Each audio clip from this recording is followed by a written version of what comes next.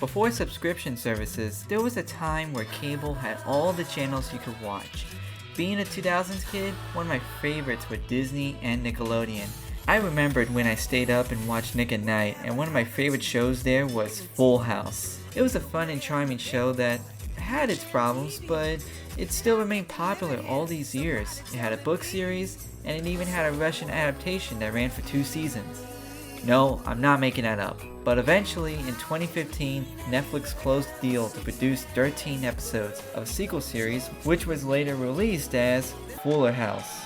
I'll admit, I was pretty excited as everyone else for the show to come back. But nowadays, we're seeing old franchises come back whether we want to or not. I watched the first season and I liked it, so I kept on watching each season until I realized one thing. Under all of that nostalgia, and all the good memories of Full House, Fuller House is nothing but a cheap knockoff, trying to ride the success of the original. It may look like it's paying tribute by making references to the old show, but that's all it really is, a reference to a much better show. It got to the point where the final season was so boring and insulting. So what do I, an 18-year-old with a Yeti microphone and 4 years of editing, do I have to say? Don't get to the point, man! Somebody who needs you everywhere you look. Season 1 starts off with nostalgia. You see the old cast back in the kitchen, doing their stuff. They lived in the house for the past year because DJ's husband died, but now everyone's leaving to do their own thing. Danny, Becky, and Jesse are going to LA, while Joey goes to Vegas. And DJ plans on moving to a smaller house with her kids. Steph has been going on tour and she does a British accent for a bit, because why not? No, love, I just wanted to make a flashy entrance. Steph, that accent's really cute. Would you please stop doing it? And hey, Kimmy's here. Hold on, Tataritos!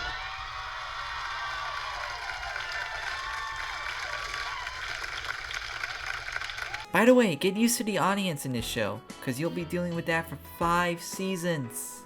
The audience is almost as bad as the Big Bang Theory's laugh track. But wait, where's Michelle? Where's my little sis? Well, Michelle sends her love, but she's busy in New York running her fashion empire.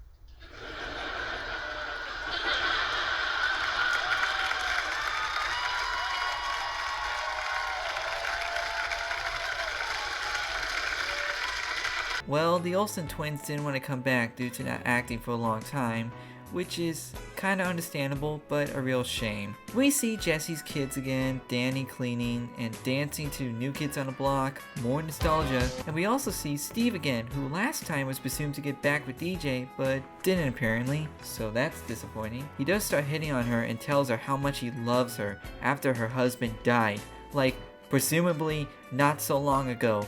Listen, DJ, I know you're not ready to start something new or restart something old, but I want you to know that when you're ready, I'm gonna be right here. You know what I super regret? I should have just asked you to marry me at the prom. Oh, we were just kids. We weren't ready for that. That's so messed up. Why would you say that? We see DJ is struggling as a single mom, so the original 4 want to stay and help, but Steph and Kimmy step up and decide to stay instead, which is a smart move story-wise and show-wise, because now the old cast get to move on and just make cameos. So now everyone lives in a house, including Kimmy and her daughter Ramona. Alright, so let's go do some of the characters. We now have a new cast of kids to care about, like the annoying Jackson, and the annoying Max, and Tommy. Yeah, he's fine. I mean, come on, not gonna insult a baby. But these kids are one of the most annoying characters in the show. To be fair, it's hard to be a kid actor. Acting is hard enough, but to act at an age where your voice is high and you don't have experience is very challenging. Now, some kids are amazing actors and have become the biggest stars of all time, but these aren't those kids. Jackson tries to act cool, but is played like an idiot at times. Did you see that? J Money just got some honey. Admittedly, I don't have as many problems with him this season, but trust me, he gets worse. Max tries to steal every scene in the show. Like in the early seasons, he says this annoying catchphrase. Holy chalupas! But thankfully he doesn't say it later, but still, what does that even mean? He tries to say smart lines and do adorable kid stuff, but all that attention towards him just shows how annoying and demanding this kid is. What dog could resist to baloney cologne. Ramona has some good scenes and better writing than any of the guys. Kimmy pretty much acts the same, although now she's a party planner. Steph has more of a party life due to dealing with the fact that she can't have children, which is a very difficult subject to handle, and the show does a great job on it. Until Kimmy acts like a chicken. Houseboat? Yeah, get used to a lot of heartfelt moments being ruined by a funny gag at the end. Clearly this show doesn't know when to let a moment be a moment. DJ is now a mom, so she's totally PG now and says stuff like, Oh my Lanta!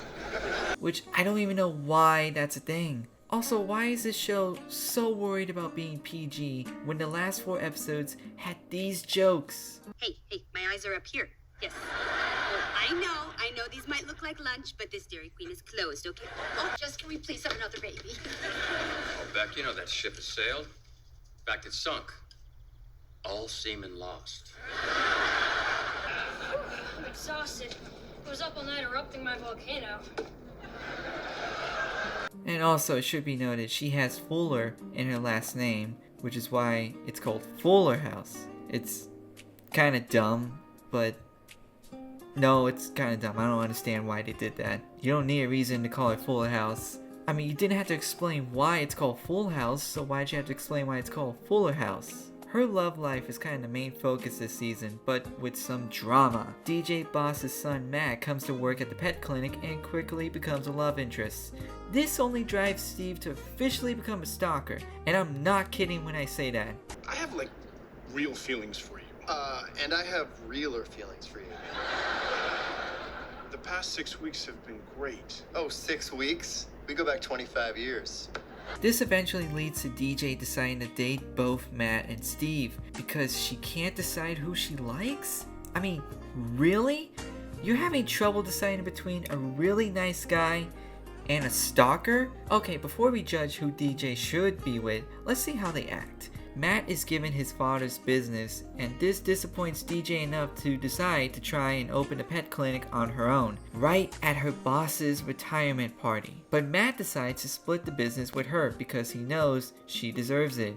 Steve decides to wear his exact look in the 90s, wig and all, and tries to bring back old nostalgia, but it comes off as creepy. Yet apparently this works for DJ. Along this episode, we have Fernando's love plot, who, by the way, is Kimmy's husband, who is separated due to him cheating on her multiple times, but he actually loves her, which they never really explain why he did that in the first place. He slowly gets closer to Kimmy till finally he tries to sing his love to her, but he can't, so Steph does it. When I look into your eyes and touch your sweet face, makes me want to nibble you all over the place.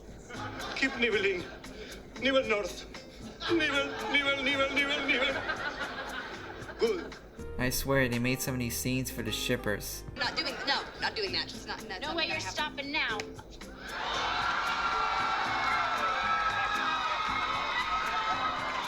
That's enough! Okay, they definitely made these scenes for the shippers. Fernando announces that he wants to divorce her, only to marry her. I mean, I guess that's romantic in a way.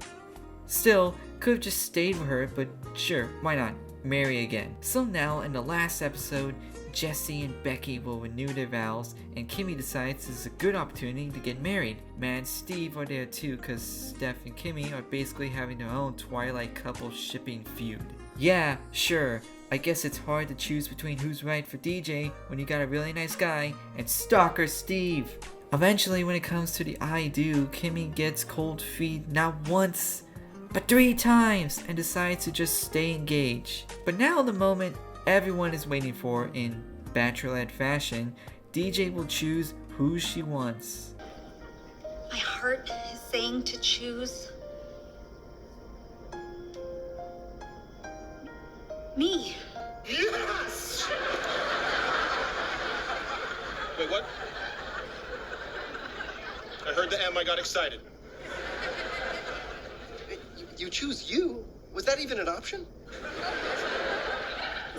I'm sorry, but I just started dating again, and this got really complicated. And if it's this hard for me to decide, then I must not be ready for a serious relationship. That was the worst episode of The Bachelorette I've ever seen. Well, I guess we'll find out next season. So yeah, season 1 is alright. There's not really much to complain about this season, other than Max and Jackson and some bad jokes here and there, but it's alright. I guess it did well enough to get renewed for a second season, which from this point on,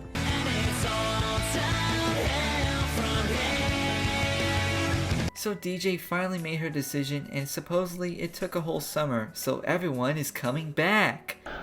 We're back! Why is there an audience cheer for that? You just saw them last season! Over the summer, Matt and Steve become friends, and now each of them have girlfriends. Crystal, who is a health freak, and CJ, who is exactly like DJ, and that makes it even creepier. We're also introduced to Jimmy, a love interest for Steph, who immediately falls in love with her. And I mean immediately. I was just looking for Kimmy, but please keep singing. That was radish. Radish? As in rat adjacent. I feel like your lips are like magnets and I'm like a refrigerator. But it turns out he's actually Kimmy's brother, who was never in Full House, and yet they pretend he was always there the whole time. I just kissed a gibbler? You just kissed a tanner? Ew! But to be fair, Jimmy is a great addition to the show. I like his character. Oh, and to top it off, Jackson still tries to win Lola over, a love interest from last season, over most of the season, even though she kissed him and led him on. It seems like the writers loved the love drama in the last season, so they thought that everyone should have a relationship, because literally everyone has a relationship in this show. Kimmy and Fernando are still together. He even moves in the house and has a spot in the intro now. Ramona and Popco become a couple out of nowhere, and even Max gets a goddamn girlfriend. I mean, come on, what's next? Is the dog gonna fall in love? Cosmo don't mind. Hey there, honey bunny.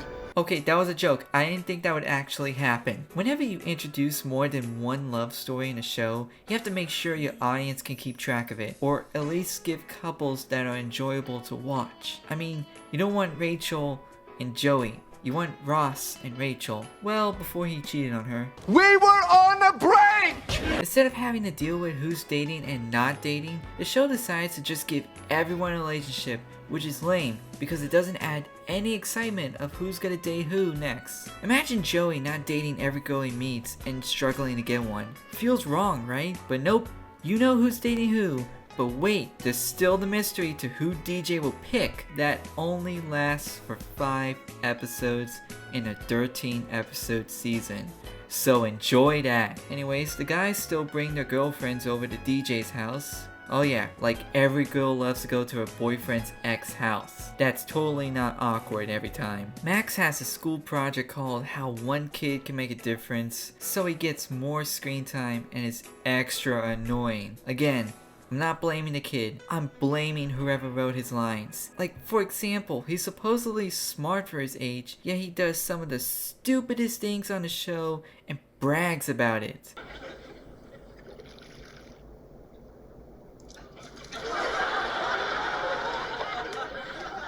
What are you doing? As a part of my One Kid Can Make a Difference project, I'm watering your plants with my recycled bathtub water. You're welcome. You're using dirty bathwater? No, it has soap in it. So it's clean. Why aren't you smarter? What are you trying to go for? Is he smart or is he dumb? Only very few characters can pull that off, and this kid is not one of them. In one of his dumbest moments, Max lets Cosmo eat a corn on the cob and he has to have surgery. This leads to Matt and DJ getting together, which makes sense because Crystal was awful. In one episode, she paired DJ with her grandpa. And you know, Matt isn't a crazy stalker freak, which Steve still does in this season. You know, as long as you guys are happy, I'm super cool with this. All right? I mean, besides, I am totally in love with DJ. I mean CJ. C with a C, not a D, and then a J. DJ. What? I mean CJ. He does that a lot. So not much happens in the next few episodes, so I'm just gonna tell you things that I didn't like.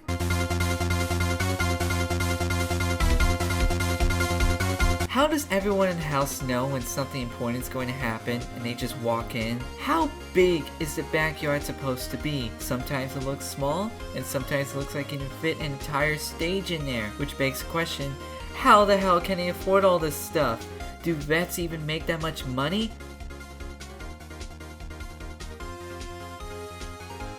Oh, that much? What was the point of Girl Talk reuniting?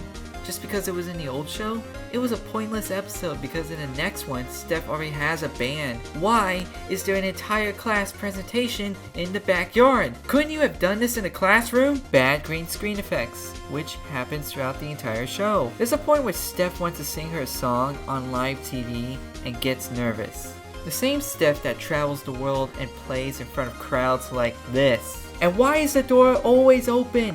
People can literally walk in without knocking. That's how houses are robbed. Alright, rant over. Let's get back to the so-called story. Weirdly enough, the last 4 episodes are mixed up on Netflix. I don't even know why that happened. The real last episode is the New Year's one, and it's revealed that Steve wants to propose to CJ at DJ's house. Again, this causes CJ to get jealous until Steve makes DJ propose to CJ. Not weird? CJ, I remember the first time I saw you. You were so beautiful. And you're even more beautiful now. Where are the balls on this guy? It's also revealed that DJ did pick Steve, but since Matt came to her, she just went with it. Again, why? I see you dodged a bullet. The guy asked you to propose to his own girlfriend. So season 2 had a lot going on in the first half, and there were tons of stupid moments, but hopefully it gets better the next season, right?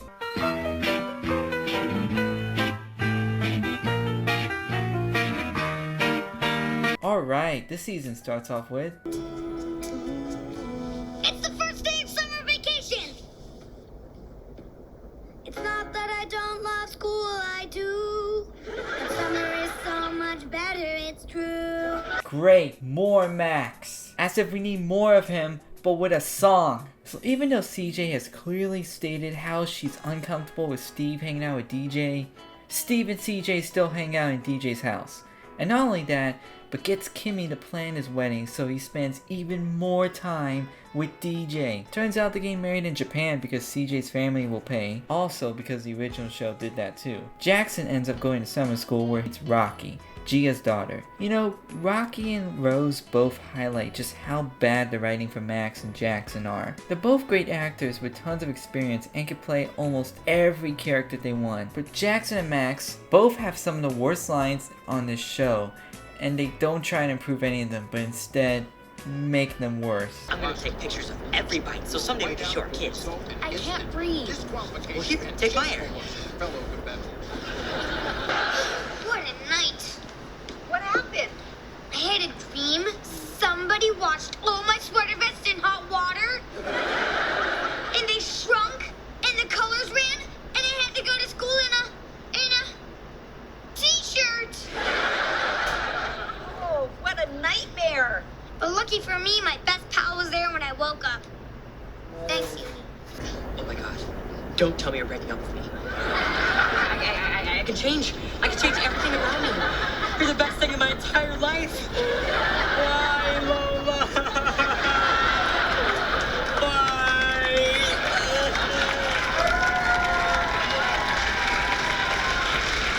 Even this guy Craig has better lines than them. Alright, we've got a single writer. She's a lonely lady with a complicated story. Come on, don't make her ride alone. She's desperate. Not really necessary. No, but it's the only joy I get. God, imagine if DJ and Steph were this annoying when they were little. Wait, that's another example.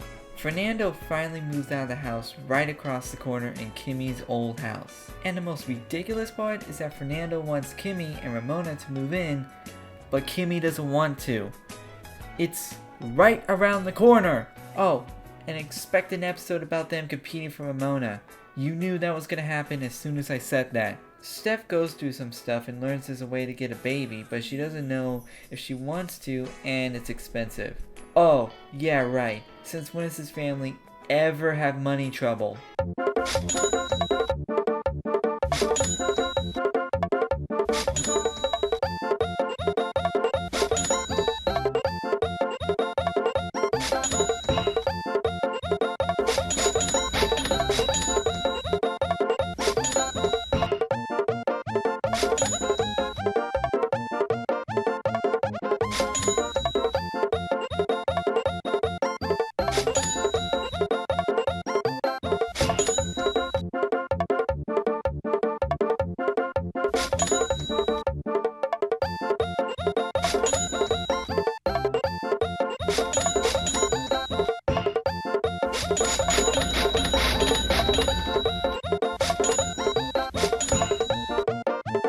But of course that gets paid for. So that's really it until they go to Japan. Nothing really happens for 9 episodes. So... Danny's wife divorces him, so now once again Danny never finds love. Can't this guy get a break? Are we just gonna ignore that Kimmy and Jimmy had a horrible childhood? Why did you make Joey's family life so bad? It's so depressing to see this happy man being annoyed by his own children. How does CJ not notice DJ the minute she sees her? It's so obvious. She's like a Metal Gear enemy.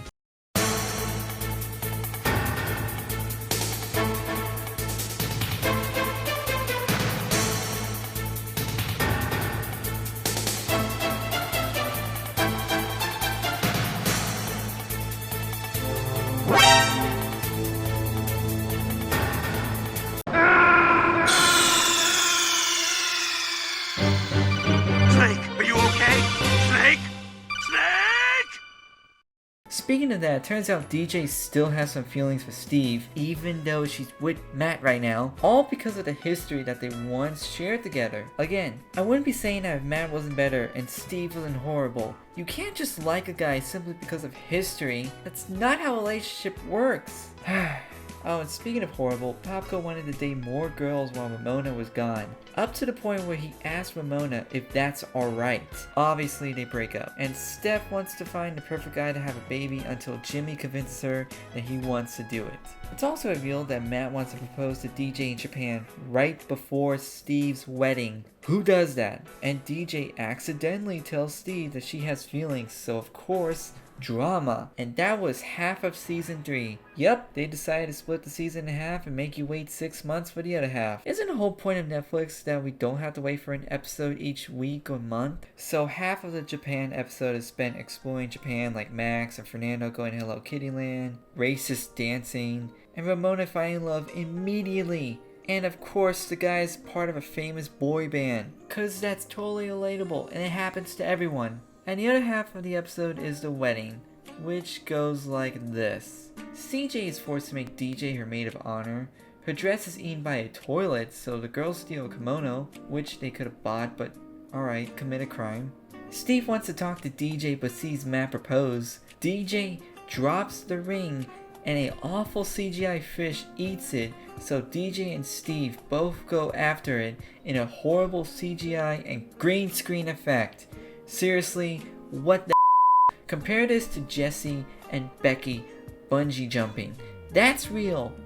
Why couldn't they do that? Then after getting the ring, Steve says no and breaks CJ's heart. Then Matt decides to announce he proposes to DJ. Seriously, Matt, what the Then DJ decides to end things with Matt right after he said that.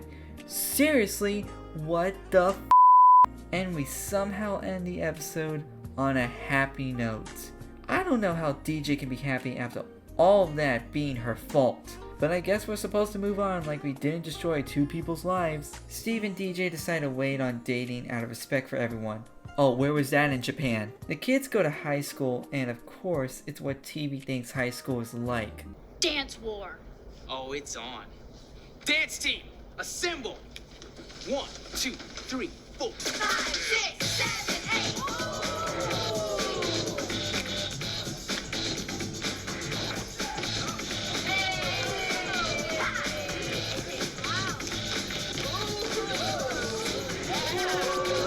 What do you got, Slim Jim? Matt returns and he's broken. He reasonably doesn't want to work with DJ.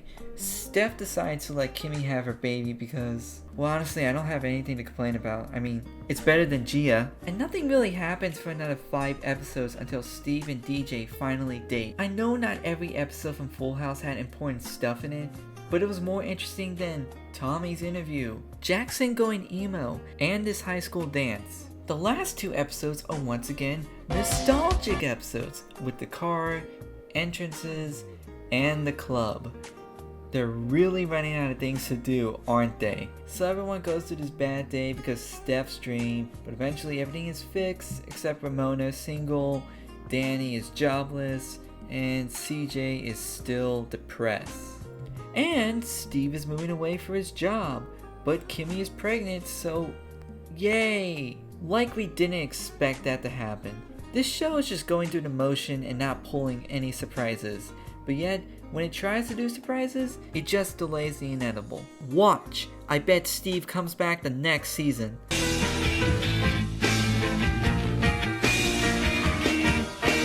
Alright, so apparently Jeff Franklin, who made the original show and show runs this one, was having some behavior problems with a lot of his staff. He was replaced by these guys to produce and showrun the series. Well, maybe these two can fix the show and finally do some original stuff, like another Christmas episode. Yay! So after seeing Santa, Max and Tommy now hate him and don't want to celebrate Christmas. Of course, they try to solve this with a show and tell. Which, now that I think about it, it's like those episodes where someone has a ridiculous dream, but it's real. So it's not as entertaining as it should be.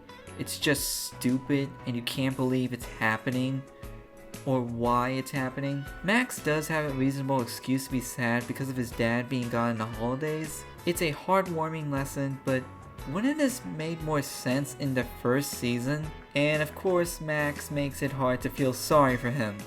Why couldn't it have been Jackson's birthday? Steve returns immediately because obviously they weren't going to leave him. So now Steve and DJ are dating. But wait, it's been so long since they dated, even though they dated like 4 seasons ago. They're now nervous for their first date, which leads them to doing a dance number? Hey, you can't do a musical number without me! I can hear their voices in my ear, like Steph and Kimmy are sitting right here. This is the most important date. And it better turn out great. We broke out in hives, our heads were spinning, the craziness of this new beginning. This goes on for a couple episodes, which doesn't make sense. How do Steve and DJ forget how to date each other when they've known each other for 25 years?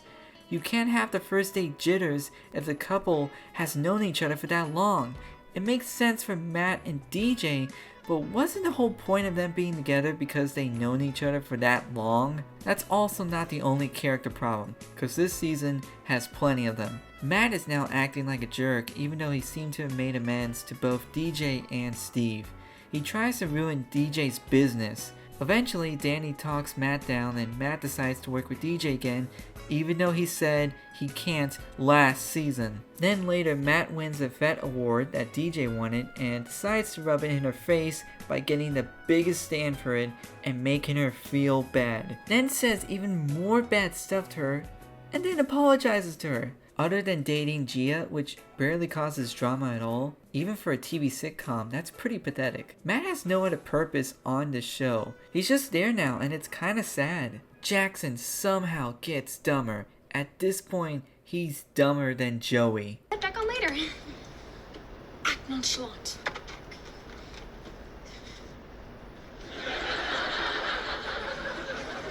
What are you doing? I don't know what nonchalant means. So you did the robot? A jock who doesn't understand the issues takes all the credit. You think I'm a jock? Okay, So, in the future, here's what you're gonna do. I'm gonna be in the future? I know I'm grounded, but can we go to Denny's?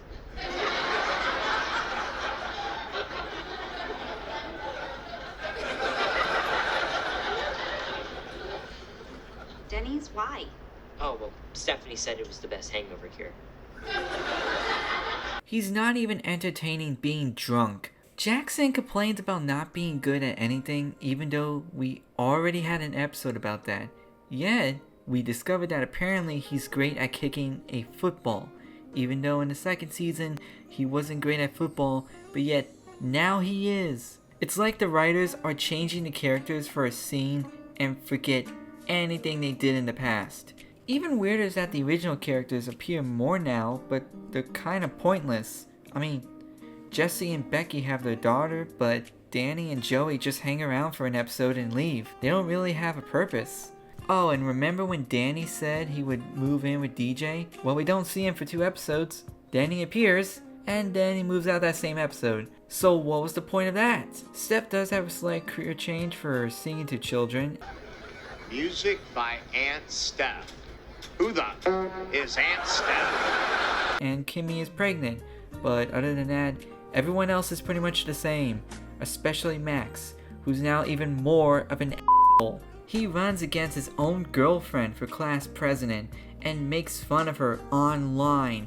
And yet in that episode, CJ forgives DJ. Alright, rant time. Knit above the washer. Wait, we have a washer?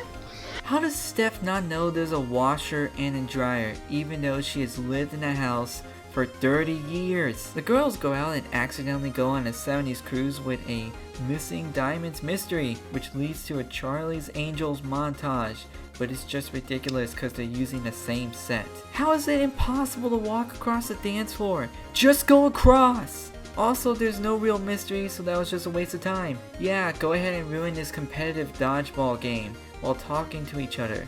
I'm sure everyone back there is enjoying that. Joey's here to make chili for a contest, but Max of course makes the chili contest a tie, and Joey apparently doesn't like chili, so this was also pointless. I'm pretty sure Kimmy shouldn't be doing cartwheels. A pointless episode with Fernando's mom. Steph decides at the last minute to not find out the gender of the baby at a gender reveal party. So everything so far this season is pointless. So because Jackson acted like a jerk in prom, he apologizes to Rocky, but she decides to break up with him. Fair, but you know they'll get back together. Kimmy has the baby and Jimmy proposes to Steph. So other than waiting for the baby, most of everything just felt pretty pointless. By now the show is obviously running out of steam, so thankfully we have one more season left. Just one more. Once again, the season is split in half for unknown reasons. Seriously, do you think anyone is gonna check back in 6 months to continue this shit? Steph comes home with the baby and Kimmy is excited not to be pregnant anymore, that she repeats the falling downstairs joke she did last time. Yep, they're so desperate for laughs, they're repeating their own jokes now. Ramona eventually finds another boyfriend named Ethan who is a fan of Fernando's racing career, which could have been a cool aspect, but they forget about that in the next episode. Speaking of forgetting, it seems like the show forgot what to do with Ramona, so they just gave her the dumb stuff, like worrying about Ethan's reaction to liking an old Instagram post. Oh no, what did you just do? Well, I was just trying to make it bigger. You just liked a post from 10 years ago! Now Ethan's gonna know I went deep diving into his feed! Or doing nothing in the scene and just literally sitting there. I'm parched. I'm gonna get myself out of the room. Florida, ready to talk? I'm gonna take these chips and go. I need a water because these chips are very salty, and yet I still keep eating them. Sorry. Now I need something sweet. Max still complains about not getting everything he wants, even though he gets everything. Jackson has now reached Kelso levels of dumb, or possibly even more. Hey, handsome. Oh, hi, Mom. Oh, sorry, honey. I was talking about Steve. How can I not be in a good mood looking at your beautiful face? Oh, Right back at you, Steve. What's up, Jackson? Oh, I've been thinking about how the B at the end of thumb is silent. You? You're an odd dude, Jackson. He somehow gets back with Rocky, so now everyone in the house is dating. Thankfully, Steve and DJ finally start feeling comfortable dating now, except when DJ starts going overboard. In Japan, the hand is used as a knife. Steph worries what her career will be like after being national DJ, to independent songwriter, to children's birthday party singer, until she meets Lisa Loeb and works for her. That was easy. Kimmy really doesn't do much other than question if Fernando wants to marry her, even though she's the one that wanted to hold it off and refused to move in with him. Matt does marry Gia, which is one good thing for him, but he suffers from no money, and he even tells DJ he knew she loved Steve. San Francisco, I'm grown! In fact, the whole time that we were dating, I knew you were still in love with him. In fact, I thought if I proposed real fast, that I could get you off the market before you realized your true feelings. Eventually, Fernando apparently needs to propose to Kimmy again, so he asks DJ for help, but it turns out to be a trick, and we get a dumb dance sequence in the middle of a neighborhood street which doesn't even look like the same street they live in. Also, wouldn't this be super annoying to get home from work and to see this blocking your way to your own house?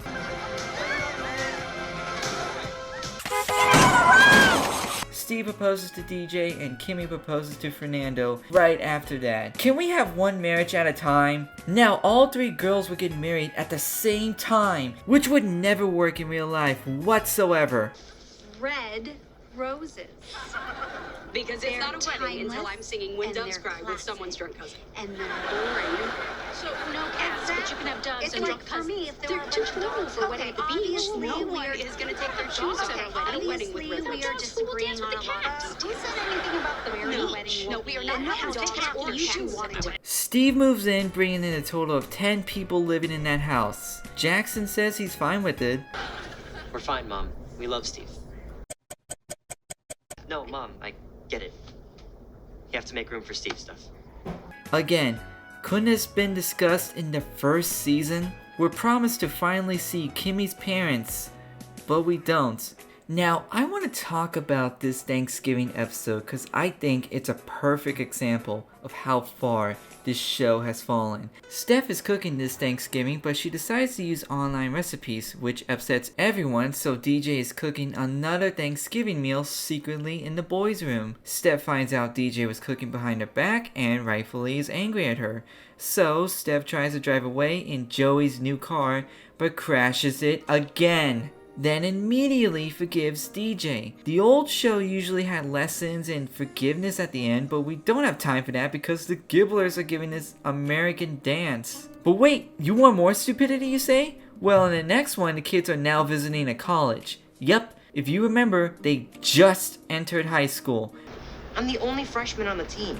But now in a few months, they're going to college. I mean, I know they're older, but that's the risk of working with child actors. I mean, The Walking Dead had this problem too. Ramona wants to go to a faraway college and Jackson doesn't want to go to a college, so this opts the parents to give them a tour at DJ's old college. The gang decide to invade a sorority house to steal something cause why not?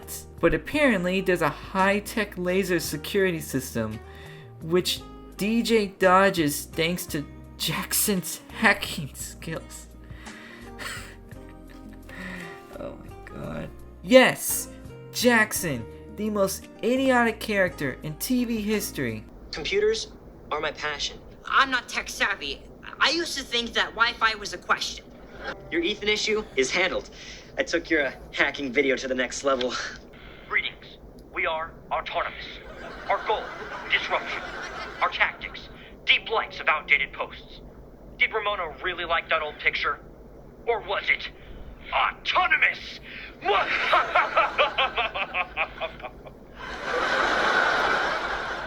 Pretty good, huh?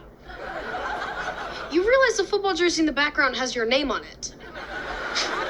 Easy fix. This is autonomous. We have stolen Jackson Fuller's football jersey.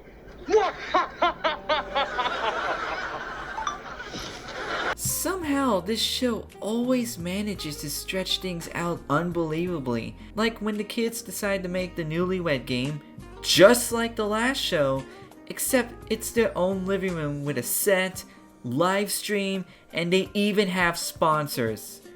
Who the would sponsor this? We later find out that Kimmy and Fernando have decided to move out because Uncle Monty is getting a new location, and Steph and Jimmy will move closer to the store now. We have a good moment with Steph and DJ, which finally plays out like a real conversation and is left alone. Then we finally get to the wedding, with everything going to plan, until the church is sieged, and yet the church didn't call ahead. So they'll have the wedding at the house at the very last minute. Why does everything happen in that house? Lola returns and Jackson of course freaks out, and Ramona freaks out about Popco, so their current relationships are mad cause we need drama. Ooh, that is some solid CW level teen drama right there. Welcome to Riverdale. Everyone is here except Becky and Michelle, which I get for Becky, but it's really sad that we couldn't get Michelle. They didn't have a minister, so Danny got Joey McIntyre as the minister, cause now DJ can make this joke.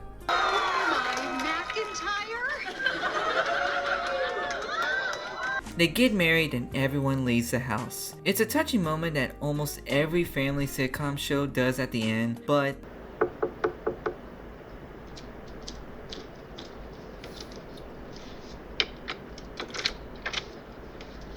Okay, so I know we don't have to live here.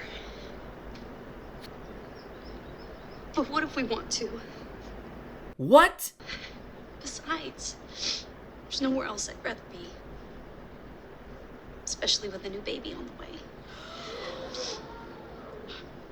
Wait, you mean... Yeah, I'm pregnant. What? No, you can't just do a 180 and say everything is fine. What was the point of setting up that plot if you knew you were gonna back out the last minute? I mean, you just wasted everyone's time doing that. You wasted my time watching this dumb, sad excuse of a show trying to cash in on the old show's nostalgia, but that's all it does, because other than references or fourth wall jokes, it's just a by-the-book, annoying sitcom that does not deserve another season, or even deserve to exist. I would rather watch Big Bang Theory than this show, cause at least they try new stuff once in a while than this. If anything, this is just an example of why you shouldn't continue old franchises all the time and try to create new stuff. But until we reboot or sequel everything in existence, I guess I just have to pray that they not only respect the source material, but do something new. Thank God I'm done watching this show. I can't believe how insulting this show is to not only the fans, but to everyone watching this. If you somehow like the show, then that's alright. But if you were a fan of Full House and you just happen to click on this video, I don't recommend watching the show at all. It's gonna ruin everything you love about that show. Well, that's my review of Full House and how it's not a good show. I hope you enjoyed this video, and if somehow you like it, tell me what I should review next. Until then, I'm gonna go watch Avatar.